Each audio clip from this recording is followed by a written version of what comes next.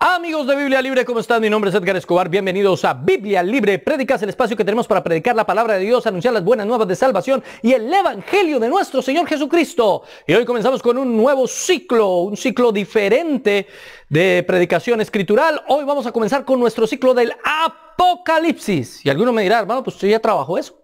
Usted ya lo vio, vimos escatología. Sí, nosotros vimos los fundamentos de la escatología, pero una cosa es ver los fundamentos de la escatología y otra muy diferente, estudiar específicamente el libro del Apocalipsis.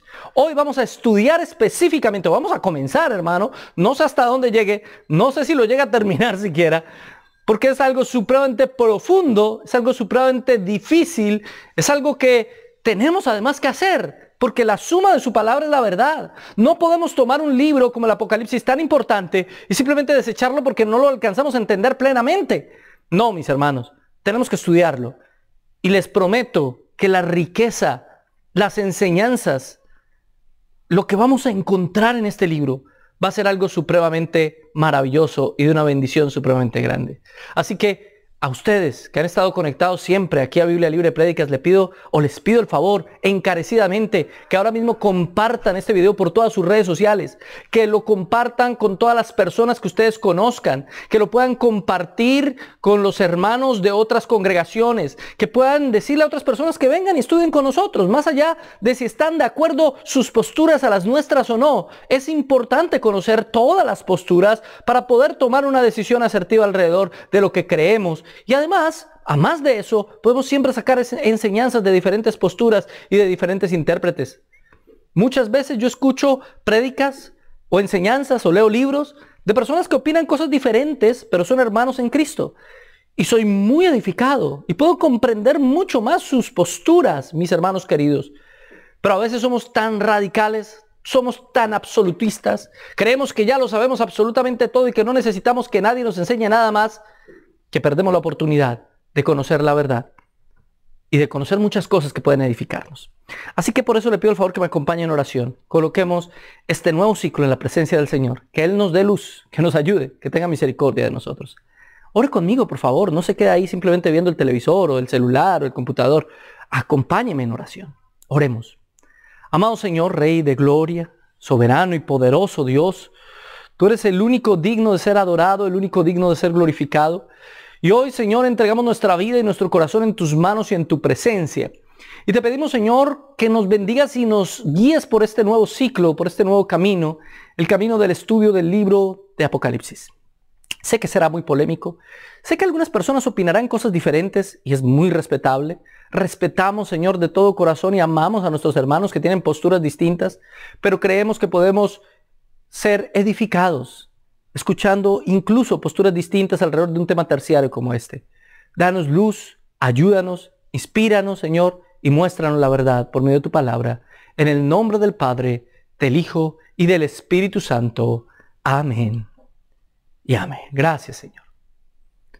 Hace unos años, cuando comencé en el Evangelio, estaba muy de moda una película que se llamaba Dejados Atrás, que hablaba sobre el arrebatamiento pretribulacional y una cantidad de doctrinas dispensacionalistas. Yo en aquel entonces eso era lo que creía. Así que me dediqué a estudiar y a investigar una serie de posturas en diferentes fuentes para saber qué se adecuaba mejor a la palabra. Pero cuando analizo lo que yo hice, realmente lo que estaba buscando no era qué era lo más bíblico, sino qué era lo que me gustaba más. ¿Qué parecía realmente más espectacular, más inquietante, más misterioso? ¿Qué se acoplaba más con una imagen de lo que estaba viviendo en aquel tiempo, en aquella realidad? Y comencé a estudiar el libro de Apocalipsis, guiado por algunos maestros de aquel entonces, y guiado también por las películas, y guiado también por algunos videos o audios. Encontraba una cantidad de cosas que yo creía en aquel entonces eran verdad. Como por ejemplo que la marca de la bestia era el código de barras. O que el anticristo posiblemente era Bill Gates. Cosas por ese estilo. Con el paso del tiempo me di cuenta que estaba muy equivocado. Y tuve que cambiar mis posturas. Con el paso del tiempo he cambiado más y más y más mis posturas. Y tal vez las siga cambiando. Porque este tema de la interpretación del Apocalipsis no es un tema de primer orden, es un tema de tercer orden. Y podemos diferir en este tema y seguir siendo hermanos y amarnos y respetarnos. No tenemos por qué cazar peleas alrededor del tema del Apocalipsis simplemente porque alguien opina diferente a nosotros o tratarlo de ignorante porque tiene un punto de vista distinto. En el ciclo que hice sobre escatología, muchos me acusaron de ignorante y sacaban versículos y escribían y ponían sus propias interpretaciones pensando que yo desconocía eso. Yo estudié en el seminario pentecostal. Estudié escatología dispensacionalista. Yo no desconocía lo que mis hermanos colocaban ahí en los videos sobre escatología. Claro que lo conocía, pero simplemente tengo una visión diferente. Que seguramente, por lo amplio del tema, no pude explicar o dar respuesta a ninguno de los videos según ellos. Pero que en este estudio seguramente intentaremos dar respuestas por lo menos a algunas de esas inquietudes. Pero más que eso, intentaremos interpretar el texto, exponer el texto. Porque el Apocalipsis, mi hermano querido, no es un libro de terror o de miedo o para meterle miedo a la gente. Apocalipsis, y que toda la gente salga asustada. No, mi hermano, no. El libro de Apocalipsis debe ser predicado. Hay pastores que le tienen miedo al libro de Apocalipsis porque no lo entienden muy bien. Yo digo que ninguno entiende perfectamente el libro de Apocalipsis. Y sin embargo debe ser predicado, por lo menos lo que entendamos y lo que podamos compartir de él. Debemos compartirlo porque la suma de su palabra es la verdad. Y no podemos descuidar, hacer a un lado o ignorar ni un solo versículo de la Biblia. Si usted es un pastor que lleva 20 años pastoreando y jamás ha predicado sobre el Apocalipsis, preocúpese. Está haciendo mal su trabajo. Tenemos que predicar también sobre el Apocalipsis. A veces cuando planeo las prédicas que voy a dar, digo, y ya había pensado varias veces tocar este tema, lo más cercano que hice fue tocar escatología, pero sé lo polémico y lo difícil que es, y por eso estuve renuente a predicar sobre el libro de Apocalipsis. Pero, ay, mis hermanos queridos, eso fue un error de mi parte. Yo no puedo dejar de predicar algo que fue revelado por el Señor Jesucristo. Así que, mis hermanos queridos, hoy comenzamos con este maravilloso estudio. Le pido el favor que traiga lápiz y papel, o tablet, o computadora, algo donde pueda anotar. Porque más vale una pálida tinta que una brillante memoria. Así que, tome apuntes, porque desde hoy comenzamos un estudio maravilloso, edificante, sobre el libro de Apocalipsis. Invite a otras personas, comparta este video por todas sus redes sociales, dígale a amigos, incluso a personas que opinan diferente, que escuchen una versión distinta. Si no están de acuerdo, amén, pero fueron edificados y aprendieron algo que les puede servir incluso para contradecirlo o no. Todo esto nos ayuda. A los que creemos desde nuestras posturas como a otros que creen en otras posturas distintas. Igual somos hermanos y nos respetamos. Muy bien, mis hermanos, y para comenzar Apocalipsis, debemos comenzar inevitablemente por el prólogo del libro. El prólogo del libro está en Apocalipsis, mis hermanos. Apocalipsis, capítulo 1, versículo 1. Dice la palabra de Dios: la revelación de Jesucristo. Atención, ¿la revelación de quién es? De Jesucristo. A ver, el libro en sí ni siquiera se llama Apocalipsis. Apocalipsis es el vocablo o un vocablo similar al vocablo griego apocalipsio, apocalipto, apocalipsis, que significa revelación y que a su vez significa quitar un velo. O sea, el libro se llama Quitando el Velo. Como viendo a cara descubierta, como viendo las cosas tal como son. Eso es lo que significa. Esta es la revelación de Jesucristo. Y es irónico que el libro se llame así. Que el libro sea Quitando el Velo, porque el libro en sí mismo está velado. Pensémoslo desde el contexto histórico, cultural de aquellas personas.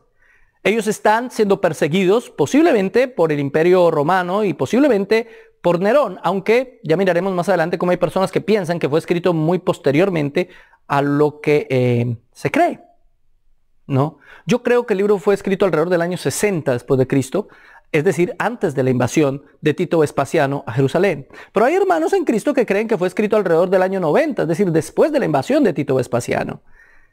Sea como sea, ellos estaban siendo perseguidos. Y entonces se encriptaban sus mensajes alrededor de los textos. Finalmente, la carta de Apocalipsis es eso, es una carta, es una epístola. Lo que pasa es que es una epístola escrita con un lenguaje figurado muchas veces. Es una epístola escrita de una manera en la cual no se puede entender plenamente lo que se quiere decir por aquellos que no conocen el contexto judío. Para entender lo que Apocalipsis quiere decir, hay que conocer el Antiguo Testamento. Porque el autor está haciendo referencias continuas al Antiguo Testamento. No se puede entender el Apocalipsis sin el Antiguo Testamento. Y ya vamos a profundizar en eso. Así que sí, es una revelación, estamos quitando el velo, pero al mismo tiempo estamos quitando el velo, o el autor está quitando el velo de una manera velada. Como que les dejo ver, pero no. Les dejo ver, pero solo los que pueden ver. Solo los que tienen las gafas capaces de interpretar lo que estoy escribiendo. Y eso ya genera un problema interpretativo bastante grande y difícil, que poco a poco iremos abordando. Entonces es la revelación de Jesucristo, que Dios le dio. Que Dios le dio. El Padre le da una revelación al Hijo, Jesucristo, y el Hijo se la da a un ángel, para que el ángel se la dé a un hombre llamado Juan. Es la revelación de Jesucristo que Dios le dio para manifestar a sus siervos las cosas que deben suceder pronto. Atención, dato de vital importancia, las cosas que deben suceder a futuro, pero al mismo tiempo dice pronto. Y ya verán por qué eso es un dato de vital importancia. Y luego dice, y la declaró, enviándola por medio de su ángel a su siervo Juan. Ya analizaremos cuál Juan. Lo que quiero ver en este versículo 1 es la introducción del texto, como en el prólogo nos está marcando qué es el texto. Es una revelación que al mismo tiempo está velada. ¿De quién es? De Jesucristo. Es la revelación de Jesucristo, ¿sí? Que la dio ¿quién? El Padre, que ha sido enviada por ¿quién? Por un ángel. ¿Y a quién ha sido enviada? A un hombre llamado Juan, que es siervo de Jesucristo. Pero no solo a ese hombre, sino además a sus siervos. No es para todo el mundo. No es para todo el mundo. Usted puede tomar un libro como,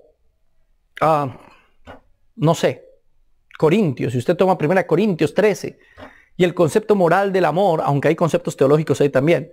Pero usted puede tomarlo y sin ser cristiano, sin conocer el Antiguo Testamento, puede hacer una interpretación cercana de lo que realmente el texto quiere decir. Pero no pasa así con Apocalipsis. Apocalipsis definitivamente es una revelación especial que si usted no conoce el Antiguo Testamento, si usted no es un siervo de Dios y no está siendo guiado por el Espíritu Santo, no va a entender nada. ¿No es fácil? No, no es fácil. Muchos hermanos durante toda la historia han intentado interpretar este libro, sí. Y muchos han fracasado también. ¿Verdaderos cristianos, eruditos? Sí. Por eso yo no puedo hacer una interpretación del texto de Apocalipsis parándome solamente en mis conocimientos, porque mis conocimientos son muy escasos. Yo tengo que sustentarme en hermanos que antes de mí estudiaron, profundizaron y fueron construyendo durante más de 2000 años una interpretación coherente del texto. Porque mis conocimientos, por más de que estudie en la mejor universidad, la que usted quiera, no alcanzarían a interpretar esto. La única manera de interpretar el libro de Apocalipsis es sumando el conocimiento colectivo de los siervos del Señor durante la historia para poder entender cómo podemos interpretar de una mejor forma las cosas que deben suceder, pero al mismo tiempo pronto. Ya hablaré de eso. A continuación, dice en el verso 2, y que ha dado testimonio de las palabras de Dios y del testimonio de Jesucristo y de todas las cosas que ha visto. Otro propósito del texto es testificar la palabra de Dios. ¿Y qué quiere decir testificar la palabra de Dios? Miren, Apocalipsis es el cumplimiento de la promesa de Génesis. Usted no puede estudiar Apocalipsis sin haber estudiado Génesis. Por eso hasta ahora tomamos también Apocalipsis, porque necesitábamos estudiar Génesis. Ya estudiamos Génesis, ya estudiamos teología del pacto. Ahora sí podemos llegar a Apocalipsis. Hemos estado estudiando la Biblia, hermano, durante 5 años para poder llegar a este momento. Hemos estado estudiando durante 5 años para poder llegar a Apocalipsis. Porque Apocalipsis quiere dar un testimonio de la palabra de Dios. Es decir, la promesa recibida, la promesa de que la simiente de la mujer aplastaría la cabeza de la simiente de la serpiente, se cumple parcialmente en Cristo, en su triunfo y victoria en la cruz del Calvario, pero se cumplirá definitivamente el día en el que Él regrese por su pueblo y con su pueblo. Así que de eso nos está hablando. El final de la historia. Y ya vamos a ver por qué. Y del testimonio de Jesucristo y de todas las cosas que ha visto. ¿De quién habla Apocalipsis? ¿Quién es el protagonista de Apocalipsis? Jesucristo. Es el testimonio de Cristo. Es Cristo el que va a ser revelado en Apocalipsis. Hay personas que se acercan al texto sin considerar el protagonista del texto, y aunque ven a Cristo muchas veces, que es muy evidente en todo el libro, al mismo tiempo ellos lo que creen es que el texto simplemente nos está relatando el final de los tiempos y las guerras y todo ese asunto y el anticristo, pero no se están dando cuenta que el foco del libro realmente es mostrar el carácter de Cristo, es mostrar al Cristo glorificado, es mostrar al Cristo resucitado, al Mesías guerrero y victorioso. Cuando usted ve los textos apocalípticos en el Antiguo Testamento, usted encuentra que ellos muestran a Jesús de dos maneras, o muestran al Mesías de dos maneras. En una primera instancia lo muestran como un Mesías sufriente, y en una segunda instancia lo muestran como un Mesías triunfante. Mesías sufriente, Mesías triunfante.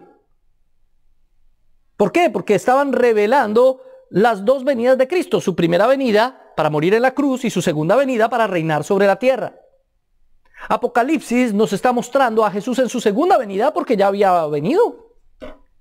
Ya había muerto en la cruz, ya había resucitado y había ascendido a los cielos. Así que ahora Apocalipsis nos va a tomar todo ese lenguaje del Mesías triunfante y lo va a incluir ahí. Pero ojo, también hay referencias claras en Apocalipsis al Mesías sufriente. Y toma algunos pasajes del Antiguo Testamento para referenciarlo, que pronto los estaremos viendo. Luego en el verso 3 dice, bienaventurado el que lee. Qué maravilloso es esto, hermano. Qué hermoso es esto. Leer el libro del Apocalipsis es una bendición. Nos hace felices. La palabra bienaventurado aquí es exactamente la misma palabra que se usa en las bienaventuranzas. Alegre, feliz, contento el que lee. Hay algunos que se acercan al libro del Apocalipsis con morbo, para ver cuántos se van a morir, y los dragones, y la mujer, y la luna, y la serpiente antigua, etc. Llegan con un morbo al libro de Apocalipsis. Pero el libro de Apocalipsis no es para meterle miedo a nadie, ni terrorismo espiritual, ni que nos digan el tiempo está cerca, el tiempo está cerca. No. El libro de Apocalipsis se lee, y cuando lo leemos nos alegramos.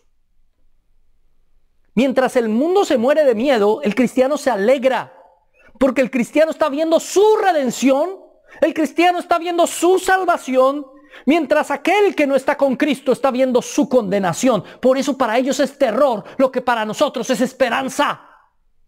El libro de Apocalipsis es esperanza para aquel que se ha arrepentido de sus pecados, y por eso bienaventurado el que lee. Los cristianos que aún se acercan al libro de Apocalipsis con temor, con miedo, deben entender que ese no es el propósito, ni nunca fue el propósito al escribir el libro. Este es un libro de esperanza y de fe para todos los cristianos en todas las épocas. Ahora bien, y luego dice, y los que oyen las palabras de esta profecía, no solo los que las leen, también aquellos que las oyen, lo que implica una predicación de esta palabra. Somos bendecidos, somos bienaventurados, nos alegra escuchar una predicación de Apocalipsis. Eso es lo que debe producir. Pero no solo oír y no solo leer, sino guardar. Y guardan las cosas que en ella están escritas, porque el tiempo está cerca. El tiempo está cerca. ¿El tiempo de qué? De la consumación de todas las cosas. Y ya poco a poco iremos analizando esto. Estos primeros versículos son el prólogo, son la entrada, son la razón del libro. Y en ellos podemos concluir su propósito. En primer lugar, vamos a ir mirando todos los propósitos. Primero, revelar a Cristo. Primer propósito del libro de Apocalipsis, revelar a Cristo. Segundo propósito, manifestar las cosas que deben suceder a futuro. Y aquí entramos en un dilema del cual ya hablaremos más adelante. ¿Ese futuro es el futuro solo de ellos? ¿De los que recibieron la carta? ¿O es el futuro de todos los cristianos en toda época y en todo tiempo? Yo creo que son las dos cosas. Y ya voy a explicar por qué. En tercer lugar, el propósito del libro es consolar a su pueblo. Traer esperanza y consuelo a un pueblo perseguido.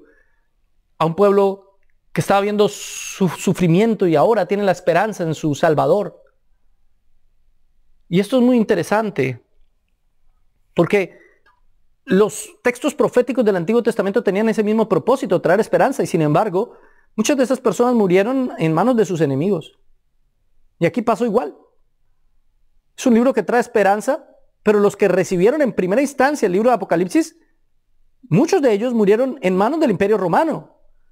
Lo que nos sitúa la esperanza en algo más lejano, en algo eterno, en su segunda venida y en su reino eterno. Por eso la esperanza del cristiano no está en que el Señor nos arregle los problemas de esta vida. No está en que nos solucione la enfermedad que tengo hoy, porque mañana tendré otra.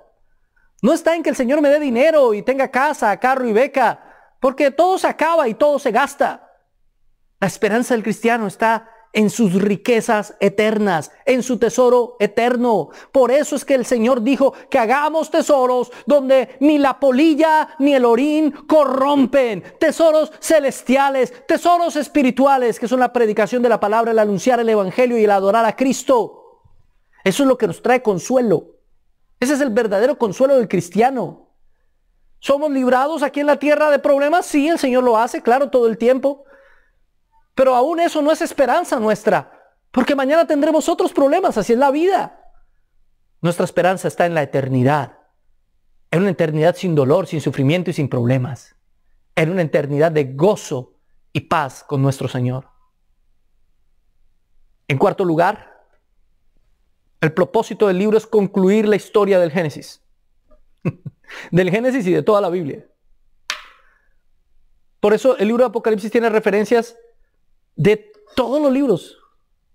Tiene referencias de Génesis, tiene referencias de los libros proféticos, tiene referencias de libros históricos, tiene referencias de los evangelios. El Apocalipsis está concluyendo la historia que comenzó. Tenemos 4 evangelios, pero un solo Apocalipsis. Tenemos 4 evangelios, o tenemos 5 libros del Pentateuco, pero ninguno es como Génesis. Génesis es único, solo hubo un inicio. Solo habrá un final. Y eso es importante de entender. Además de eso, tenemos que ver el tema central.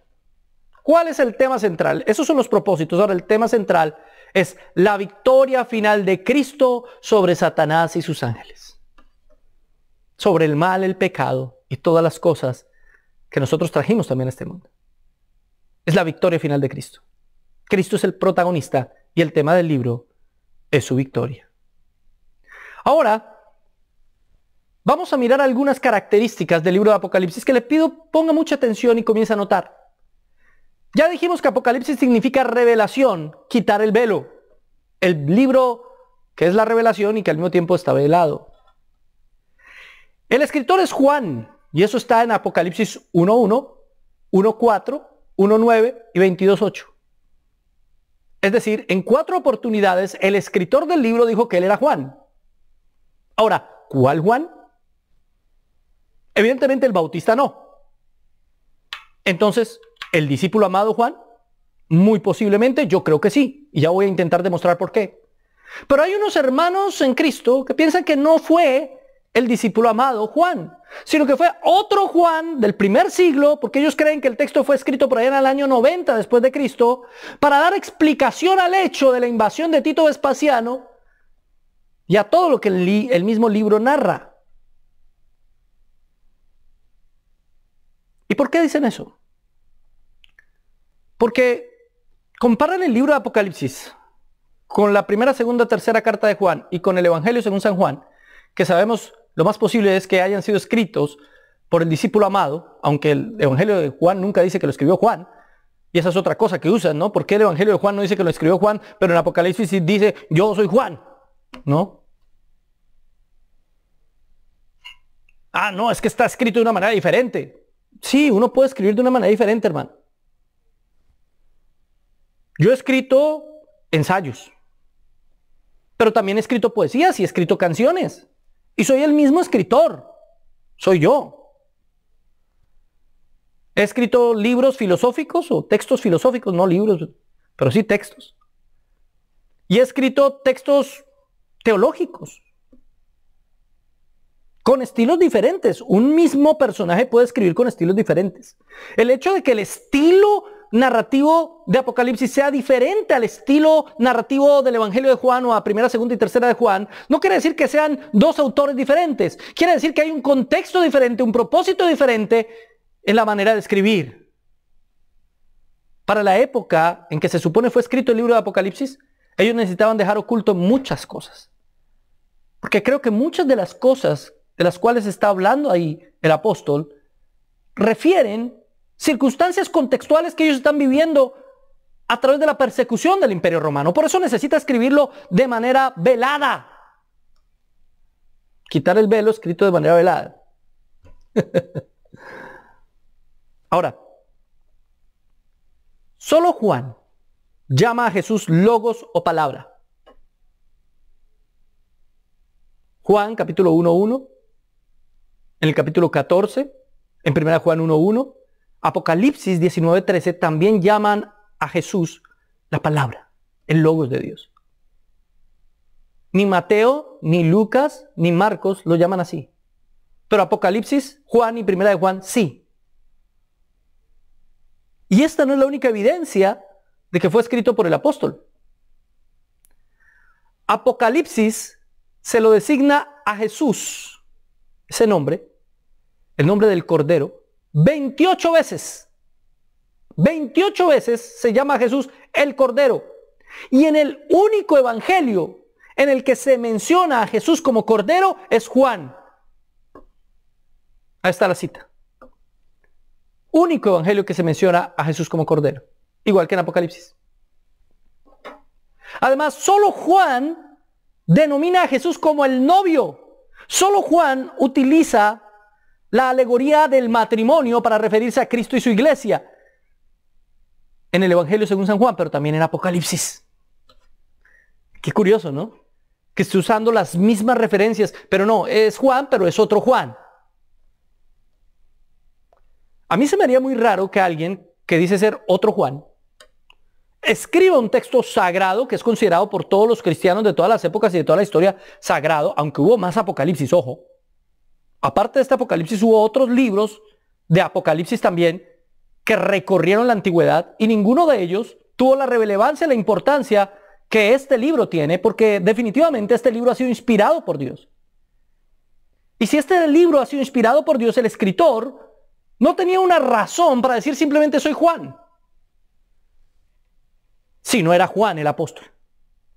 Porque perfectamente sabía que podían confundirlo con el apóstol. Mire, los primeros textos gnósticos, y no solo los gnósticos, sino antes de ellos también lo hacían, usaban el nombre de un famoso. ¿Sí? El Evangelio según Tomás, por ejemplo. No lo escribió Tomás, pero él toma el nombre de Tomás porque era un discípulo del Señor y escribe ese texto para darle autoricidad al texto. Pero obviamente, ¿qué consideramos? Que ese es un texto no inspirado.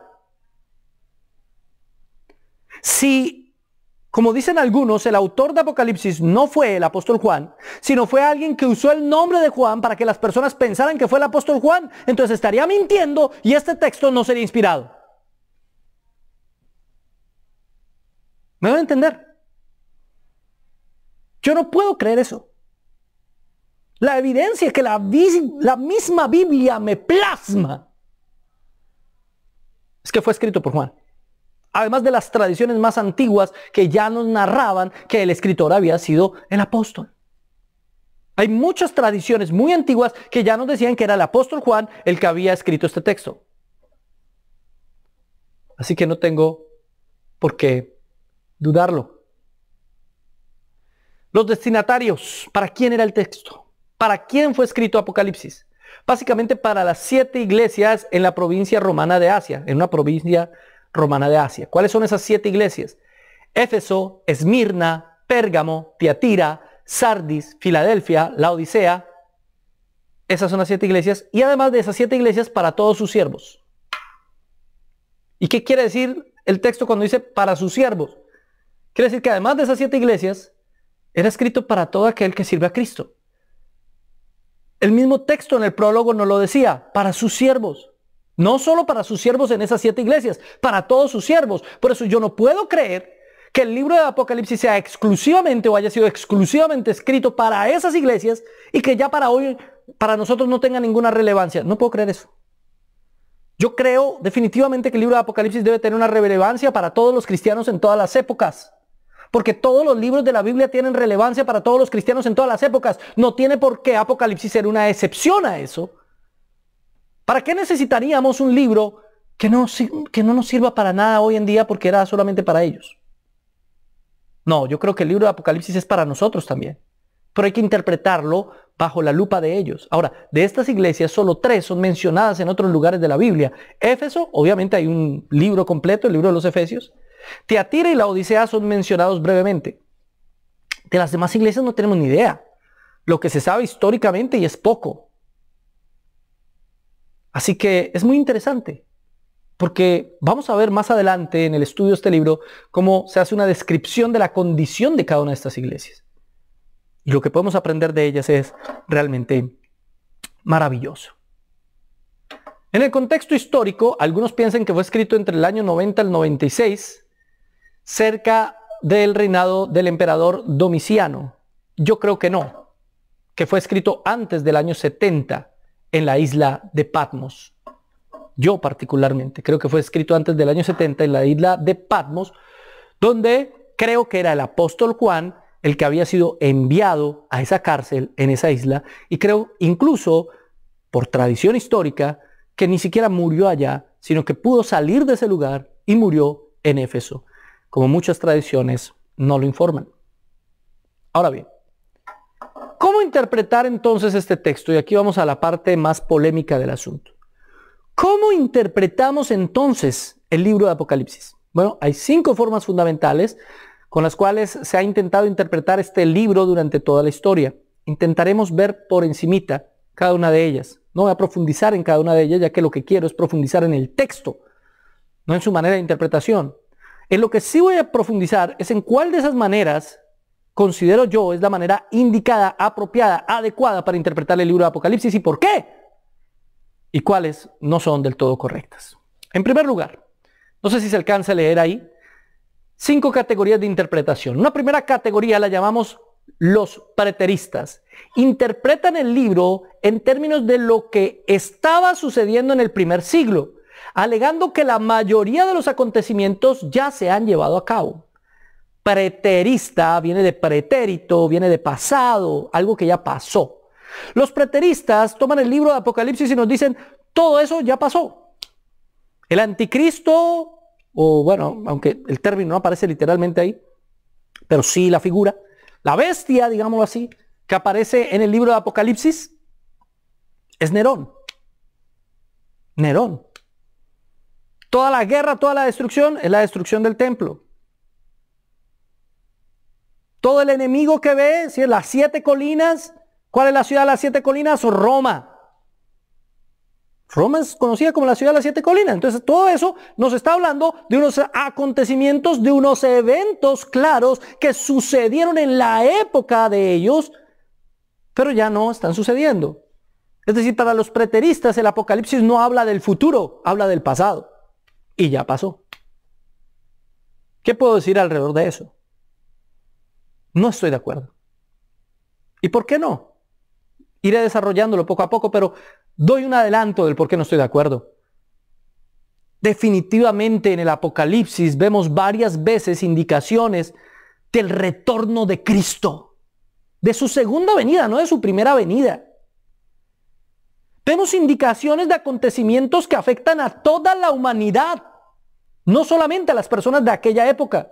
Y si bien es evidente que claramente el libro de Apocalipsis sí está haciendo referencia a cosas que les pasaban a esas iglesias en aquel entonces, esas cosas se están usando para dejarnos ver a futuro lo que iba a pasar.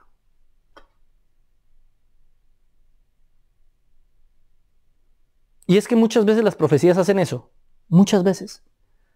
Usted ve en el Antiguo Testamento muchas profecías que estaban mostrando algo en el momento, pero al mismo tiempo estaban apuntando algo en el futuro. Algo en el momento, algo en el futuro. Cristo, las profecías mesiánicas, muchas de esas profecías están en un contexto en el que se podía aplicar a lo que ellos estaban viviendo en ese instante. Pero al mismo tiempo hablaban de cosas en el futuro. Y no estoy hablando de un doble cumplimiento de la profecía. No. Estoy hablando más bien de una proyección de la profecía en las consecuencias de los eventos que están sucediendo en ese mismo instante y las consecuencias que tendrán a futuro. Esto es un poco difícil de entender, más adelante lo profundizaremos, pero el caso es que yo no puedo estar de acuerdo con los preteristas porque yo sí creo que el libro de Apocalipsis todavía tiene cosas que van a ser interpretadas hacia futuro, que necesitamos, por lógica del texto, interpretarlas en un futuro y no en un pasado. En una segunda instancia están los historicistas. Los historicistas toman Apocalipsis como una descripción de la larga cadena de sucesos históricos desde el primer siglo hasta la venida de Cristo, la cual marcará el final de la historia. Entonces los historicistas ven en el Apocalipsis el cumplimiento de toda la historia. Sí ven cosas del pasado, pero también ven cosas del futuro. ¿Cuál es el problema con los historicistas? Que cada cual lo interpreta acomodando las cosas del Apocalipsis a su tiempo. Por ejemplo, el historicismo fue muy popular en la época de la Reforma. Había muchos que interpretaban el Apocalipsis de forma historicista. Entonces, los protestantes decían, el anticristo es el Papa. La bestia es el Papa. Y tomaban los textos de Apocalipsis y los aplicaban a su contexto histórico para creer que ese tiempo que ellos estaban viviendo era el último tiempo. Ese es el problema con la visión historicista, que tienes que andarla cambiando todo el tiempo porque no se cumple. Y tienes que andarla modificando todo el tiempo. Hubo una época por allá a principios del siglo XX, sobre todo en ese movimiento de la lluvia tardía, donde este falso maestro, falso profeta llamado Branham, William Marion Branham, él tomó las 7 iglesias del Apocalipsis y dijo, las 7 iglesias del Apocalipsis son los 7 periodos de la historia. Y estamos en el último. Y eso fue a principios del siglo XX. ¿Cuántos periodos va a durar esto? ¿Cuántos siglos va a durar este último periodo de la iglesia? Claro, como ahí dice en la carta a la Odisea, yo estoy aquí a la puerta y llamo, el que alguno, si alguno oye mi voz y abre la puerta, entraré con él, cenaré con él y él conmigo. Entonces, en la Odisea está a la puerta, está llamando, es su segunda venida. ¿Pero puedo eso aplicarlo a un momento histórico particular? No sabemos. Cada uno acomoda el Apocalipsis según los eventos que están viviendo. Yo me acuerdo, mi hermano querido, hace unos años cuando yo veía esas series y esas cosas del Apocalipsis, y entonces le decían a uno que la marca de la bestia era ¿cómo se llama eso? El código de barras, porque tenía 3 barritas más salidas que las demás, entonces era 666. Y si usted contaba las barritas entre las 3 salidas, le daba siempre un múltiplo de 6. ¡Oh! Y ahora hasta la Biblia tiene código de barras, hermano. Vaya, mire, a ver qué Biblia no tiene código de barras. Todas. En otra época, no. ¿Cuál es la marca? ¿Cuál es la marca de la bestia? ¿El computador? Porque está en la frente, usted lo ve, y está en la mano derecha. Frente y mano derecha. Ya no se aplica, todo el mundo tiene computador. Y entonces estamos todos sellados con la marca de la bestia. No, es el celular, vean, la frente y con la mano derecha lo maneja. ¿Y el zurdo? ¿No vale? El problema con el historicismo es ese, que intenta adecuar a su momento histórico los parámetros del Apocalipsis y no sabemos si eso se puede aplicar así. Si bien hay cosas del historicismo que evidentemente pueden verse reflejadas en el libro de Apocalipsis, también roza mucho con la especulación apocalíptica, con la especulación interpretativa, y eso es un riesgo muy grande. No creo, por ende, que pudiera interpretarse de esa manera. En tercer lugar, tenemos los futuristas, que colocan todo el libro y los hechos del libro solo al final de la historia. Los futuristas creen que todo Apocalipsis habla del fin de los tiempos, punto. Pero evidentemente el Apocalipsis también habla de cosas que las 7 iglesias estaban viviendo en ese momento. No podemos ubicar el Apocalipsis solamente al final de los tiempos, porque eso haría que interpretáramos necesariamente el Apocalipsis de manera lineal. Y ese es uno de los puntos fundamentales de la interpretación que nosotros vamos a dar al Apocalipsis. Y ya vamos a ver por qué. Pero entonces estaría interpretando que el capítulo 3 va después, antes del 4, y el 4 antes del 5. Es decir, que los hechos, los acontecimientos de cada una de esas cosas van uno detrás del otro, como una línea del tiempo exacta. Y eso, cuando analizamos el libro, tiene unos problemas graves. Sin embargo, es la forma más popular de interpretación del Apocalipsis. Verlo todo a futuro. La mayoría de las iglesias dispensacionales y pentecostales interpretan de manera futurista el libro del Apocalipsis. Y yo creo que el libro del Apocalipsis sí habla de cosas del futuro. Claro que sí, yo creo eso. Pero no todo. Hay evidentemente cosas del pasado. Y hay evidentemente cosas del presente. ¿Cómo evaluamos qué es pasado, presente y futuro? He ahí el gran problema. Ya vamos a ver cómo. En cuarta instancia están los idealistas. Lo ven como un cuadro simbólico de principios y verdades eternas, entre los cuales se halla la victoria del bien sobre el mal. Entonces los idealistas dicen, no. El libro del Apocalipsis no es una narración de hechos históricos del pasado, no. Tampoco es una narración de todos los hechos históricos de toda la historia de la iglesia, no. Tampoco es una narración de los hechos que serán a futuro, no. No es una narración de hechos. Todo lo que hay es una cantidad de símbolos para referirnos verdades espirituales, morales, éticas y eternas. El libro no quiere decirnos nada de ningún acontecimiento. Y cuando uno va a ver, pues sí, claro. Apocalipsis está lleno de símbolos que quieren dar a entender verdades eternas. Incluso verdades espirituales, morales y éticas. Claro que sí. Pero eso implica que no tienen nada que ver con acontecimientos del pasado, presente y futuro. Yo no creo. Porque como ya les dije, hay claras evidencias de eventos pasados manifestados en el libro de Apocalipsis. Y también es muy claro que nos está hablando de una segunda venida de Cristo que será evidentemente un evento futuro. Además de otros eventos. Entonces yo no puedo tomar todo el Apocalipsis como un símbolo. Y no puedo tomar todo el Apocalipsis como hechos literales que van a pasar. No puedo. O no puedo tomar todo el Apocalipsis como cosas que ya pasaron. Tampoco. Entonces, ¿qué es? Y ahí es donde viene la quinta escuela. Miren lo que dice. Escuela ecléctica. Combinan todos esos acercamientos.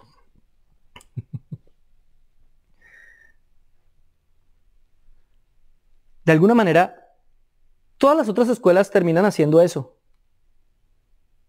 Por ejemplo, los preteristas hay cosas que no pueden explicar, como eso que les digo, de la segunda venida de Cristo. Así que de alguna manera tienen que adaptar y volverse más eclépticos y decir, aquí hay símbolos. Los futuristas tienen que decir, no, definitivamente aquí hay un lenguaje metafórico.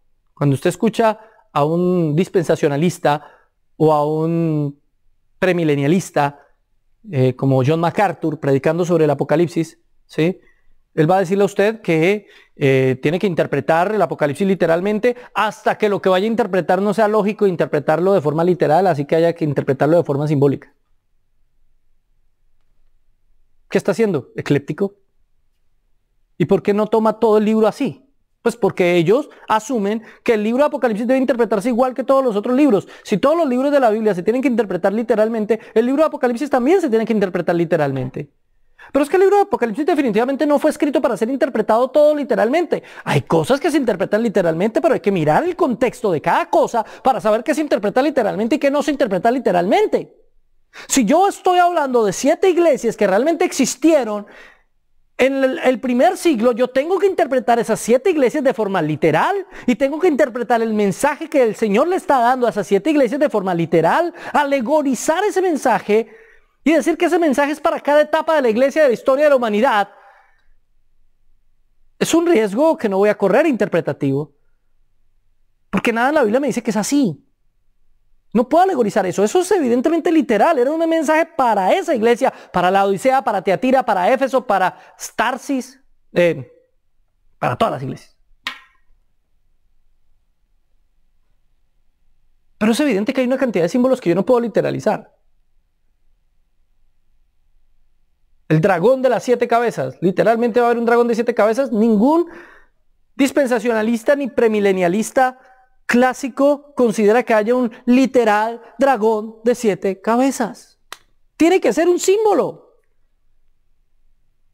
Entonces, yo tengo que ver lo que rodea lo que estoy interpretando para saber si es símbolo o no es símbolo. Si es algo metafórico o no. Tengo que ver el contexto específico de lo que está narrando. Y ahí es donde se vuelve difícil. Muy difícil. ¿Dónde termina lo literal y dónde comienza lo metafórico? Porque evidentemente hay las dos cosas.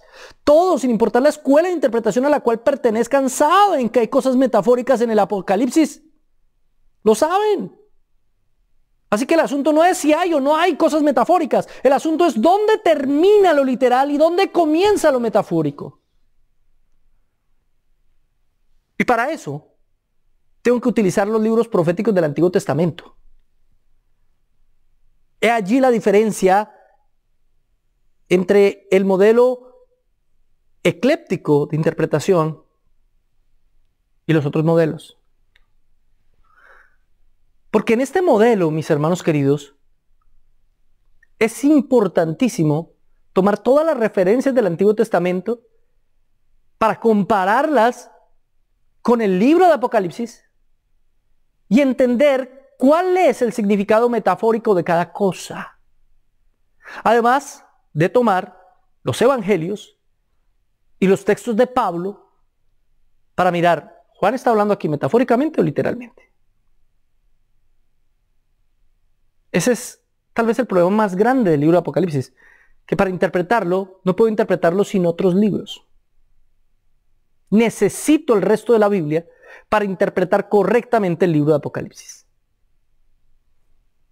Entonces, yo voy a intentar en este curso hacer un análisis de ese tipo, ecléctico. Creo que es la mejor forma de interpretar el libro y voy a dar algunos argumentos. Primero, Apocalipsis 22, 18 al 19. Yo testifico a todo aquel que oye las palabras de la profecía de este libro. Si alguno añadiere a este cosas, Dios traerá sobre él las plagas que están escritas en este libro. Y si alguno quitare de las palabras del libro de esta profecía, Dios quitará su parte del libro de la vida y de la santa ciudad. Y sé las cosas que están escritas en este libro. Y de las cosas debe ser. La interpretación del libro del Apocalipsis no debe ser tomada a la ligera.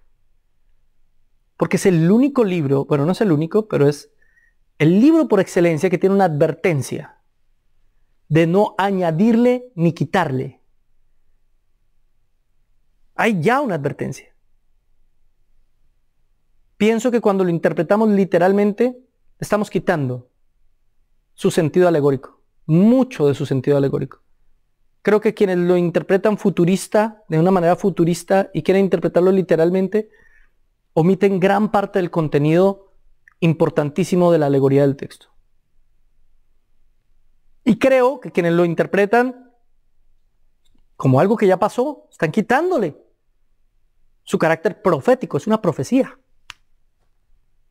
Y creo que aquellos que interpretan el texto históricamente,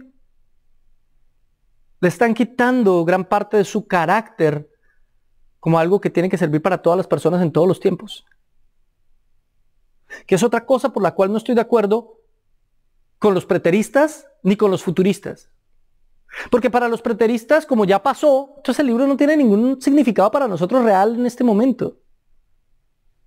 Entonces, ¿para qué leemos Apocalipsis? Yo no puedo creer eso. Apocalipsis debe ser para todas las personas en todos los tiempos. Pero lo mismo pasa con los futuristas. Porque si Apocalipsis nos habla solamente de cosas que van a pasar en el futuro, ¿qué sentido tenía para las 7 iglesias? Y para todos los demás cristianos de toda la historia, 2000 años de historia. Si solamente es para la última generación, porque solamente es futurista. No, el libro debe ser práctico y aplicable a todos los cristianos de toda la historia, de todas las épocas, de todos los lugares. Y debe ser edificante para todos y cada uno de nosotros. Ahora bien, ¿por qué la forma ecléctica? Está mal escrito, disculpe. Porque los destinatarios no eran algunos cristianos en el futuro, sino las 7 iglesias. Los destinatarios eran las 7 iglesias y todos los cristianos de todas las épocas. Apocalipsis 1 al 3 se repite como un ciclo en el libro constantemente. Vamos a intentar comprobarlo. Segundo, por su autor. Por su autor. Hay más de 400 referencias al Antiguo Testamento. Y si hay más de 400 referencias al Antiguo Testamento, implica que el autor era un judío que conocía perfectamente el Antiguo Testamento y que quería que se usara el Antiguo Testamento para interpretar el libro de Apocalipsis, lo que implica un claro lenguaje alegórico, no absolutamente literal. Porque ¿de qué otra manera podemos nosotros interpretar los textos del Antiguo Testamento? Sino como alegorías. ¿Muchas de las profecías del Antiguo Testamento fueron literales? Sí. Pero también muchas de las profecías del Antiguo Testamento fueron metafóricas. O por lo menos había un simbolismo en ellas. Por eso vemos recurrentemente que dice que el sol se oscurecerá y la luna se convertirá en sangre. Eso vuelve a aparecer en Apocalipsis. Y lo había dicho ya Jesucristo en Mateo 24. Pero en el Antiguo Testamento también. Aparecen los juicios contra Babilonia. Ya aparece exactamente la misma expresión. El juicio contra Egipto aparece exactamente la misma expresión. El juicio contra Israel aparece exactamente la misma expresión. ¿Y sucedió eso literalmente en esos momentos? No. Lo que quiere decir que ese lenguaje de que el sol se oscurezca y la luna se convierta en sangre y que caigan las estrellas del cielo, no puede ser algo literal, porque en otras profecías del Antiguo Testamento se utilizaba como ejemplo de simplemente la reorganización que Dios hace, los cambios totales, el juicio de Dios contra una nación determinada. En el Apocalipsis contra toda la humanidad. No sé si me entienden. Y interpretarlo así, solo podemos hacerlo de una manera ecléctica.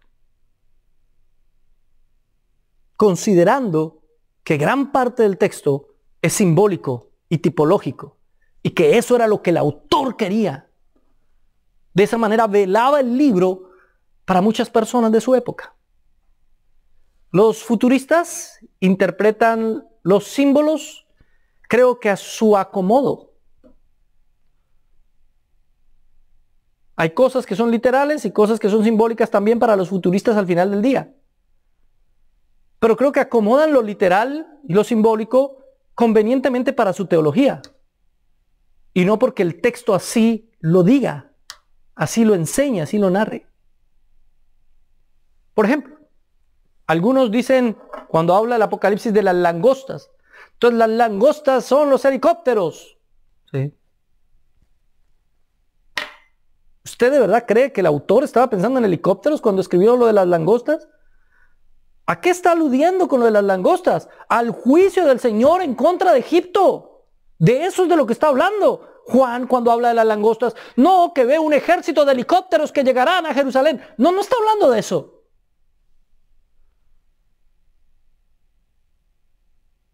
Yo recuerdo que cuando comencé a estudiar escatología en la iglesia en la que estudié el seminario, la primera vez que estudié seminario, nos enseñaban un texto de Isaías donde está narrando el regreso del pueblo de Israel a su tierra.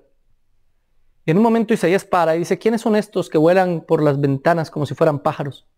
Que es un texto bastante poético y simbólico. Y a nosotros nos enseñaban que eso eran aviones. Aviones porque en la época en la que Israel regresó a su tierra, ¿sí? 14 de marzo de 1948, en esa época que regresa a su tierra, hubo un gran tráfico aéreo. ¿Estaba Isaías viendo aviones? ¿Cómo compruebo eso? ¿No es más fácil interpretarlo bajo el contexto profético de su época y el lenguaje profético que ellos solían usar que ponerme a inventar de que estaban viendo aviones? ¿O de que las langostas son helicópteros? ¿O que los 200 millones, el ejército de 200 millones son el ejército chino? ¿Me entiendo un poquito? Y de aquí a mañana el ejército chino ya no son 200 millones, sino 100. ¿Qué pasó? ¿No se nos cumplió la profecía? ¿Necesitamos otro ejército de 200 millones? ¿Cuándo va a haber un ejército de 200 millones en el mundo? ¿Me entiende? Entonces creo que los futuristas comienzan a hiperliteralizar el texto en partes donde no está hablándonos literalmente. Y el problema es que ellos no están considerando las implicaciones proféticas relacionadas al Antiguo Testamento por completo. Algunas sí las usan, porque son demasiado evidentes. Como cuando habla del árbol de la vida. Claro, evidentemente está haciendo una referencia al Génesis. Pero en otras no lo usan. Y creo que ese es uno de los errores interpretativos. Entonces, Juan está pensando cuando habla de las langostas en términos del Éxodo. En tercer lugar, por el propósito del libro. Como ya vimos los propósitos del libro, como propósito fundamental está alentar a los cristianos. ¿Qué es lo que pasa? Desde el futurismo no da aliento. No da aliento. O por lo menos no a todos los cristianos. Solamente a los que vivan en esa época en la que Cristo regrese. Cada cual está pensando que en su época regresa Cristo, pero sabe que posiblemente no. Entonces, ¿dónde quedó el aliento? Desde el preterismo no da aliento porque todo eso ya pasó, así que ¿qué importa? Desde el historicismo, pues tampoco, porque creo que la única manera de ver el consuelo en el libro de Apocalipsis es entendiendo las verdades eternas que éste enseña. Y para eso hay que entender los símbolos del libro. Por eso el idealismo es cercano también a lo que el libro quiere enseñar. El modelo ecléptico vincula el idealismo, no lo ignora. Hay cosas evidentemente que dan enseñanzas espirituales, morales y éticas. Hay cosas evidentemente que hablan del pasado y hay cosas evidentemente que hablan del futuro y hay cosas evidentemente que hablan de toda la historia de la humanidad. Todo está ahí. Pero cuando me enfoco en una sola cosa, ahí es cuando pierdo el foco de lo que realmente el libro me quiere enseñar. Número 4. La interpretación simbólica o literal. El texto intenta revelar, pero es una revelación velada, como ya lo dije. Así que yo necesito leer otros textos como Ezequiel y Daniel para saber qué es simbólico y qué es literal.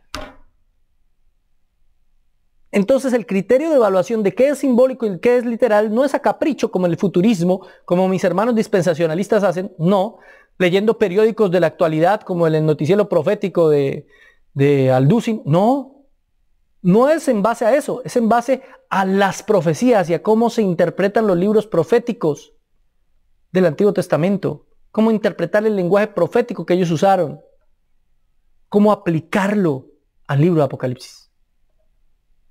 Y eso lo hace un poco complicado. Un poco complicado. Termino con Apocalipsis 1:1. La revelación de Jesucristo que Dios le dio para manifestar a sus siervos las cosas que deben suceder pronto, y la declaró, enviándola por medio de su ángel a su siervo Juan. La declaró. La próxima semana veremos por qué esa palabra declaró es importante. ¿Qué es lo que realmente quiere decir para nosotros ese declaró? Pero hoy quiero enfatizar en que esa profecía fue dada a sus siervos. A sus siervos.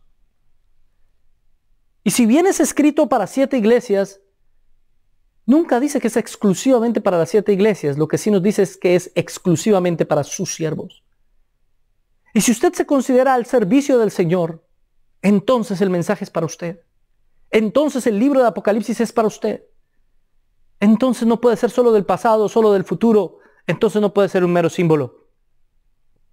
Debe ser todas las cosas al mismo tiempo. Esto será un viaje apasionante. Debatible. No me ataque, mi hermano, por mis posturas. Enséñeme. Corríjame bíblicamente. Tal vez yo no he considerado el argumento que usted tenga. Pero lo que sí le pido es que saque la más importante lección en cada clase. Y la más importante lección en esta clase es que ese libro no fue puesto en la palabra por casualidad o por error, sino para consolarnos, para alegrarnos, para edificarnos. No hay nada casual en la palabra de Dios. No hay nada sin un propósito en las Escrituras. No hay nada que pueda ser echado en saco roto. Todo en la Biblia tiene un porqué y un para qué. Que Dios nos dé luz y nos edifique por medio del estudio del libro de Apocalipsis. Amado Señor, toda la gloria, honra y alabanza es para ti. Gracias te doy por este primer acercamiento al libro, por esta primera clase. Enséñanos, háblanos, edifícanos. Señor, que cada uno de mis hermanos y yo podamos aprender más y más de tu palabra. Llénanos del conocimiento de tu verdad y háblanos con tu sabiduría. Te lo pedimos con el corazón, en el nombre del Padre, del Hijo y del Espíritu Santo. Amén y amén. Dios los bendiga, Dios los guarde. Si les gustó, pueden compartirlo por todas sus redes sociales para que más personas comiencen a estudiar con nosotros el libro del Apocalipsis. Esto apenas fue el abrebocas. Nos falta 1 o 2 clases más de introducción. Y mis hermanos queridos, recuerden que tenemos el noticiero de Biblia Libre hoy al mediodía con las mejores y las peores noticias del mundo cristiano en la actualidad. Y además de eso, les invitamos a ver nuestra página en internet, biblialibreinternacional.com, con el mejor contenido. Usted podrá descargar nuestros estudios, podrá escuchar nuestra página o nuestra emisora, Biblia Libre Internacional, 24 horas, descargar música también gratis y otra pues que nos toca cobrar porque nos costó hacerla. Y usted podrá también tener la información de todos nuestros lugares de reunión y muchísimas más cosas. Les comento que pronto, esta final de mes, estaremos predicando en San Antonio, Texas, San Antonio. Así que están invitados, pendientes de la publicidad que vamos a poner en nuestro fanpage Edgar Escobar, donde vamos a decir cuándo y cómo puede usted asistir a las conferencias en San Antonio. Dios los bendiga, Dios los guarde y gracias por haber estado con nosotros aquí en Biblia Libre Prédicas.